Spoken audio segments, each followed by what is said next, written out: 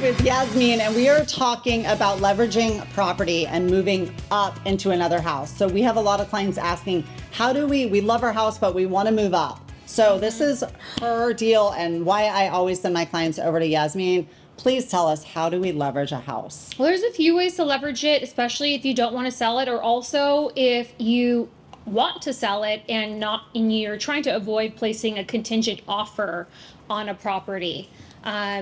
We'll start off with like avoiding the contingent offer, knowing that you're eventually going to sell that house. So instead of placing a contingent offer, we can always pull cash out of that property. We can do this given that we're in a high interest rate market right now. We clearly don't want to touch your mortgage, right? Especially if you have a low rate. So we can easily just do a home equity line of credit. And we can do a home equity line of credit as quick as 5 days without an appraisal. You can pull up to $500,000 on that line of credit, depending on the equity in your home. And you can use those funds as your down payment on your purchase.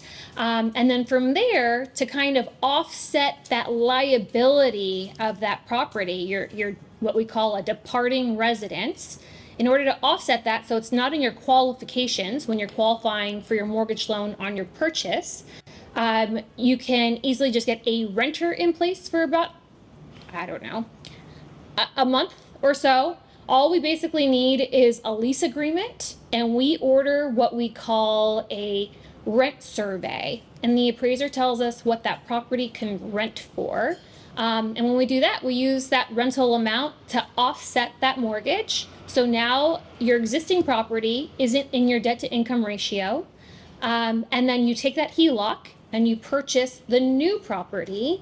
And then after everything is said and done and we close, and let's say the loan makes sense on your former property and you want to hang tight to it as an investment, you can.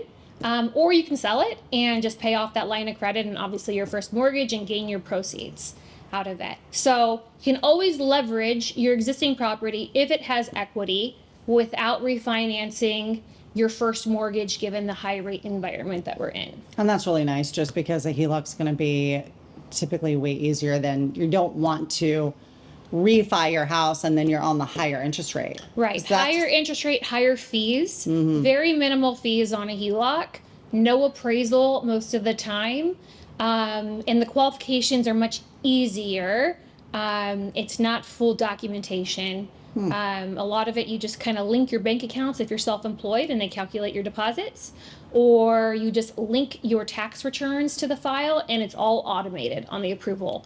So super easy. You grab your we call it a 5-day HELOC, grab that cash, you can use it as a down payment on your new purchase. See, that's really good to know, because I mean, so many people like us are sitting on interest rates at 2.75. Right. But so we have a ton of money in our house, but we may want to move out. Right. So you're probably seeing this a lot. Right.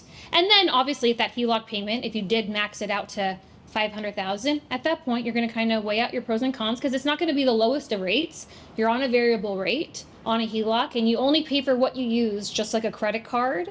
So so at that point, once you've already secured your new property and you can decide if the rental income is working for you on that property or if you're going to eventually just sell it.